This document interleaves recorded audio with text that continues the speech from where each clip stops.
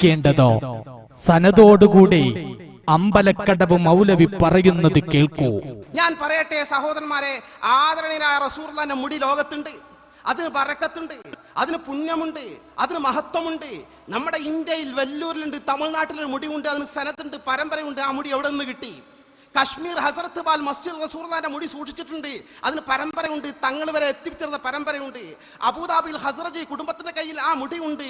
അബൂദാബിയിൽ ഹസ്റജി കുടുംബത്തിന്റെ കയ്യിൽ ആ മുടിയുണ്ട്. അതുപോലെ സുഡാനിൽ മുടിയുണ്ട്.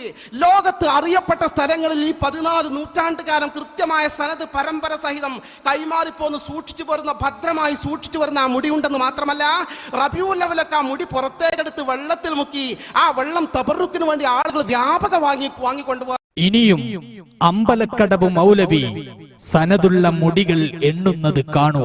സ്വഹീഹായ നിലയിൽ ലോകത്തെ പ്രശസ്തമായ പല കേന്ദ്രങ്ങളിലും ആ വിശുദ്ധ മുടികൾ സൂക്ഷിച്ചു വരുന്നുണ്ട് എന്നത് ചരിത്രപരമായ യാഥാർത്ഥ്യമാണ്. നമ്മുടെ ഇന്ത്യ മഹാരാജ്യത്തിൽ തന്നെ തമിഴ്നാട്ടിൽ വെല്ലൂരിൽ അള്ളാഹുവിന്റെ ഹബീബിന്റെ ആ വിശുദ്ധമായ ഒരു മുടി സൂക്ഷിച്ചിരിപ്പുണ്ട് എന്നത് ലോകത്തറിയപ്പെട്ട വാർത്തയാണ്. വളരെ ഭദ്രമായി ശക്തമായ ബന്ദവസ്തോടുകൂടി സൂക്ഷിക്കപ്പെട്ട ആ മുടി വർഷത്തിൽ ഒരു തവണ റബീഉൽ അവ്വൽ 12 ഹബീബായ റസൂലുള്ളാഹി സ്വല്ലല്ലാഹു അലൈഹി വസല്ലം ജനിച്ച ആ ദിവസം മാത്രം പോലീസ് ബന്ദവസ്തോടുകൂടി പുറത്തെടുത്ത് പുറത്തുള്ളൊരു വലിയ ചെമ്പിൽ ആ മുടിയൊന്ന് മുക്കി അതങ്ങനെ തന്നെ കൊണ്ടുപോയി പൂട്ടി സൂക്ഷിച്ചു വെക്കുന്ന ഈ മുടിയിട്ട വെള്ളം ജനങ്ങൾ ബറക്കത്തിന് കൊണ്ടുപോകുന്ന സംവിധാനം അറിയപ്പെട്ടതാണ്. കേരളത്തിൽ നിന്ന് പോലും ആ വെള്ളം സ്വീകരിക്കാൻ വേണ്ടി ആളുകൾ റബീഉൽ അവ്വൽ 12 വെല്ലൂരിൽ പോകാറുണ്ട്. ഇന്ത്യയിലെ കശ്മീരിൽ ഹസ്രത്ത് ബാൽ മസ്ജിദ് റസൂലുള്ളാഹിന്റെ തിരുമുടി സൂക്ഷിച്ച ആ വിശുദ്ധമായ പള്ളി അറിയപ്പെട്ടതാണ്, അനിഷേധ്യമായ പരമാർത്ഥമാണ്. സുഡാനിൽ ഈ മുടി ആധികാരികമായി സൂക്ഷിക്കപ്പെട്ടിരിക്കുന്നുവെന്ന് രേഖകളിൽ കാണുന്നു. അതുപോലെ അബുദാബിയിൽ ഷെയ്ഖ് ഹസ്റജി ഉണ്ട്. അബുദാബിയുടെ മുൻ മതകാര്യ വകുപ്പ് മന്ത്രി, യുഎഇയുടെ മന്ത്രി.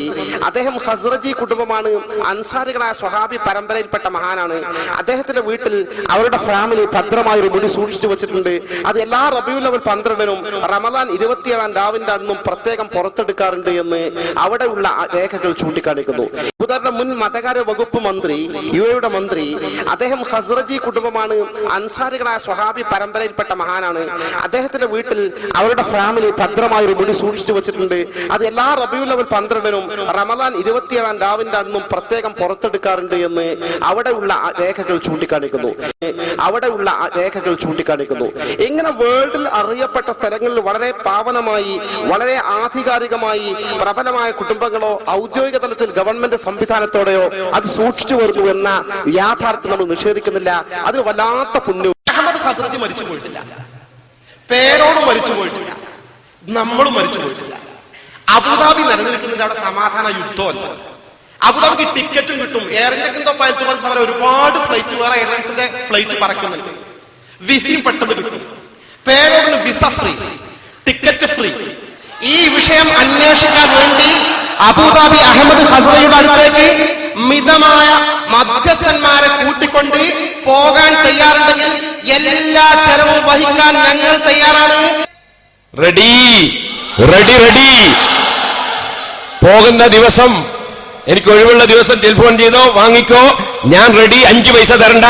ഇനി വേണമെങ്കിൽ വരുന്ന 25-ാം തീയതി ഞാൻ അബുദാബിയിൽ ഉണ്ടാവും. വന്നോ? റെഡി. അടുത്ത് അങ്ങനത്തതൊന്നും വേണ്ട മോനെ.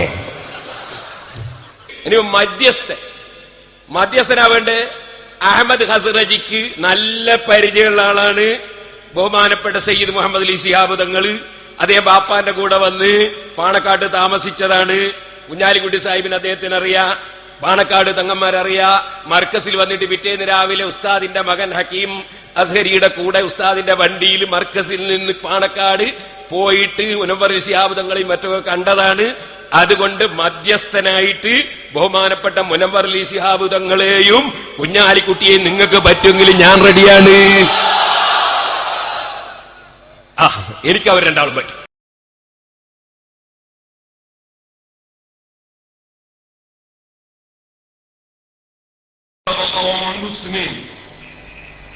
أنكرنا استعدادنا لاستقبال كل باحث أراد الاطلاع على تلك الوثائق أو رؤية خصائص النبوي الشعر النبوي الشريف عن كتب إلا أنه لم يأتنا أحد لهذا الغرض.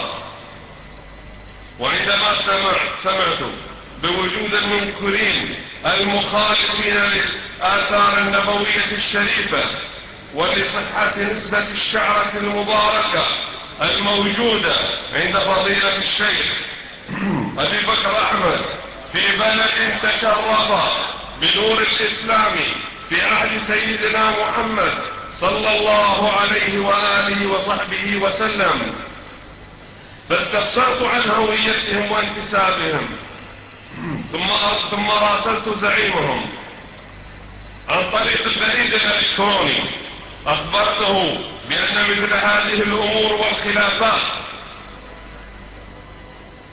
توجد الفتن بين المسلمين، ويجب علينا ونحن من بيوت علم عريقة أن نجلس ونتباحث في الأمر ونطلعه أو من يمثله على الأسانيد والوثائق التي بحوزتنا ليتبين الحق بدل تشتيت الصفوف. മറ്റൊരു കാര്യവും കൂടി നിങ്ങൾ ഗൗരവപൂർവ്വം കേൾക്കണം. ഞാൻ പലവട്ടം പറഞ്ഞിട്ടുണ്ടായിരുന്നു, ഈ തിരുശേഷിപ്പുകളെ സംബന്ധിച്ച് ആർക്കെങ്കിലും വല്ല സംശയമുണ്ട് എങ്കിൽ അവരെ സ്വീകരിക്കാൻ ഞാൻ തയ്യാറാണ്. അവർക്ക് വേണ്ടതായ എല്ലാ രേഖകളും നൽകാൻ ഞാൻ തയ്യാറാണ് എന്ന് പലവട്ടം പറഞ്ഞിരുന്നു. പക്ഷേ എന്റെ ആ അഭ്യർത്ഥന മാനിക്കാനോ അത് ചെവിക്കൊള്ളാനോ ആരും തയ്യാറായില്ല. മാത്രമല്ല, നിങ്ങൾക്കറിയാമോ, റസൂലുള്ളാഹി സ്വല്ലല്ലാഹു അലൈഹി വസല്ലം തങ്ങളുടെ കാലഘട്ടത്തിൽ തന്നെ ദീനുൽ ഇസ്ലാം വന്ന പുണ്യഭൂമിയാണല്ലോ നിങ്ങളുടെ കേരളം. ഈ കേരളത്തെ സംബന്ധിച്ച് എന്നെ വല്ലാതെ അത്ഭുതപ്പെടുത്തിയൊരു വസ്തുത, ഫളീലത്തു ശൈഖ് അബൂബക്കർ ബഹുമാനപ്പെട്ട കാന്തപുരം ഉസ്താദിന് ഞാൻ ആ പുണ്യ തിരുദേശങ്ങളിൽ നിന്ന് ഒരു കേസം കൊടുത്തപ്പോൾ, ഈ നാട്ടിൽ അള്ളാഹുവിന്റെ റസൂലിന്റെ കാലത്ത് ദീനുൽ ഇസ്ലാം എത്തിയ ഈ നാട്ടിൽ ആ തിരുശേഷിപ്പിനെ എതിർക്കാൻ, കാന്തപുരത്തെ ചീത്ത പറയാൻ കുറെ ആളുകളുണ്ട് എന്നുള്ള വിവരം ഞാൻ അറിഞ്ഞപ്പോൾ ഇവരാരാണ്, ഏത് പാർട്ടിക്കാരാണ്, ഇവരേത് വിഭാഗമാണ് എന്ന് ഞാൻ അന്വേഷണം നടത്തി. ആ അന്വേഷണത്തിൽ അവരുടെ നേതാവാരാണ് എന്ന് എനിക്ക് ബോധ്യപ്പെട്ടപ്പോൾ ഇമെയിൽ മുഖേന ഞാൻ അവരോട് ബന്ധപ്പെട്ടു. ഞാൻ ആ നേതാവിനോട് പറഞ്ഞു, നിങ്ങളുടെ അനുയായികളെ ഫിത്നയുണ്ടാക്കുന്നത് എന്ന് നിങ്ങൾ തടഞ്ഞു നിർത്തണം. ആ നേതാവിനോട് വ്യക്തമായി ഞാൻ പറഞ്ഞു, അനുയായികൾ കുഴപ്പമുണ്ടാക്കാതിരിക്കാൻ അവരെ നിങ്ങൾ തടഞ്ഞു നിർത്തണം. ഇവരുടെ നേതാവിനോട് ഞാൻ അങ്ങനെയൊക്കെ പറഞ്ഞിട്ടും പക്ഷേ അദ്ദേഹം അതിന് ഒരക്ഷരം മറുപടി പോലും പറഞ്ഞിട്ടില്ല എന്ന കാര്യം ഞാൻ ഉറക്കാൻ ആഗ്രഹിക്കുന്നു. وطلبت منه أن يكف أتباعه عن إثارة الفتنة وتحقير الآثار النبوية الشريفة، إلا أنه لم يرد علي حتى هذه اللحظة، لا إيجابا ولا سلبا، بل استمر أتباعه بالمهاترات وإحداث البلبلة كما سمعت. ومن باب النصح لجمع كلمة المسلمين وخدمة الآثار النبوية الشريفة، فإنني أؤكد اليوم تلك الرغبة، وأن بيتنا في أبو ظبي مفتوحا لاستقبال كل راغب للتبرك بالآثار النبوية الشريفة أو الاطلاع على الخصائص والتي هي عندي أهم وأبلغ من الأسانيد، وكذلك الاطلاع على الأسانيد والوثائق لأهل العلم والباحثين. തിരുശേഷിപ്പുകളെ നിന്ദിച്ചുകൊണ്ട് നിങ്ങളുടെ അനുയായികൾ അപകടത്തിൽ ചെന്ന് ചാടാതിരിക്കാൻ, മുസ്ലിമീങ്ങളുടെ ഐക്യം നിങ്ങളുടെ അനുയായികൾ മുഖേന തകർക്കപ്പെടാതിരിക്കാൻ വേണ്ടി ഞാൻ ആ നേതാവിനോട് പറഞ്ഞു, അനുയായികളെ കണിഞ്ഞാനിടുക, നിങ്ങൾ ഒരു ചർച്ചയ്ക്ക് തയ്യാറാണെങ്കിൽ എന്റെ വീട്ടിൽ വരിക എന്ന് ഞാൻ അവരോട് പറഞ്ഞു. ഞാനിപ്പോഴും ഊന്നി പറയാൻ ആഗ്രഹിക്കുകയാണ്, അബുദാബി എന്നത് ഈ ഭൂലോകത്ത് തന്നെയല്ലേ? അവിടെ വരെ നിങ്ങളൊന്ന് വരാൻ തയ്യാറാവുക. ഞാൻ ഇതിന് വേണ്ട മുഴുവൻ രേഖകളും ഞാൻ നിങ്ങൾക്ക് കാണിച്ചു തരുന്നതാണ് വളരെ വ്യക്തമായി. ഇത് സംബന്ധമായ മുഴുവൻ തർക്കങ്ങളും തീർക്കാൻ നിങ്ങൾ ആരെങ്കിലും മനസ്സാക്ഷിയുള്ളവരുണ്ടെങ്കിൽ വരണം എന്ന് ഞാൻ പറഞ്ഞു. പക്ഷേ ആ നേതാവോ അദ്ദേഹത്തിന്റെ പ്രതിനിധികളോ മറുപടി പറയാൻ തയ്യാറായില്ല.